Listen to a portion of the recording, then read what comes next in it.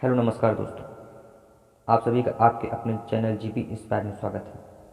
मित्रों, आज मैं आपके लिए माँ की ममतामयी करुणामयी कहानी लेकर आया हूँ, जिसे सुनकर शायद आपको भी रोना आ जाए। तो कहानी में अंत तक बने रहिए। एक औरत रोटी बनाते बनाते ओम नमो भगवते वासुदेवाय का जाप कर रही थी। अलग से पूजा का समय नहीं निकाल पाती थी बेचारी। वह तो बस काम करते करते ध्यान कर लेती थी।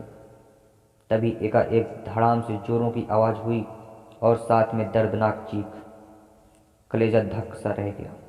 जब आंगन में दौड़कर गई, झांकी तो 8 साल का चुन्नू चित्त पड़ा था, खून से लथपथ था।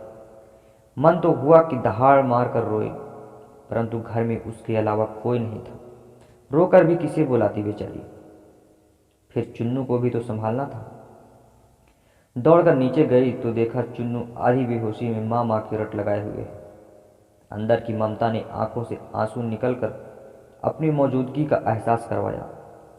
फिर 10 दिन पहले करवाए अपेंडिक्स के ऑपरेशन के बावजूद ना जाने उस औरत में कहाँ से इतनी शक्ति आ गई कि चुन्नू को गोद में उठाकर पड़ोस के नर्सिंग होम की ओर दौड़ पड़ी। रास्ते भर भगवान जी को घर कोसती रही, बड़बड़ाती रही, हे कन्हैया, क्या बिगाड़ा था मैंने तुम्हारा जो मेरे बच्चे को ही। खैर, डॉक्टर साहब मिल गए और समय पर इलाज होने पर चुन्नू बिल्कुल ठीक हो गया। चोटें गहरी नहीं थी, ऊपरी थी तो कोई खास परेशानी नहीं हुई। रात को जब घर पर सब टीवी देख रहे थे तब उस औरत का मन बेचैन था। भगवान से विरक्ति होने लगी थी।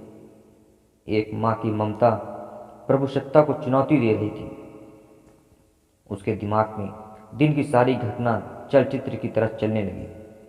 कैसे चुन्नू आंगन में गिरा, एकाएक उसकी आत्मा सिहर उठी।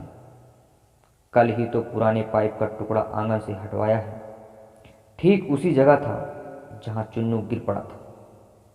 अगर कल मिस्त्री ना आता, उसका हाथ जब अपने बेटे की तरफ गया जहां टाके अभी हरे ही थे ऑपरेशन के, आश्चर्य हुआ कि उसने 20-22 किलो के चुन्नी को उठाया कैसे। कैसे वह आधा किलोमीटर दौड़कर चली गई। फूल सा हल्का सा लग रहा था चुन्नू। वैसे तो कपड़ों की बाल्टी तक छत पर नहीं ले जा पाती थी। फिर उसे ख्याल आया कि डॉक्टर साहब तो 2 बजे तक ही रहते हैं, और जब वह पहुंचती तो 3:30 बज रहे थे। उसके जाते ही तुरंत इलाज हुआ, मानो किसी ने उन्हें रोक रखा था।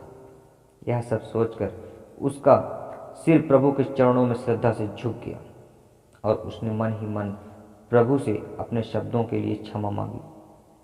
दोस्तों, ईश्वर हमें संकट की घड़ी में इतनी शक्ति दे देते हैं कि हम उसे आसानी से पार कर सकें। बस ईश्वर पर भरोसा रखें और सदैव धर्म के सत्य के मार्ग पर चलते रहें।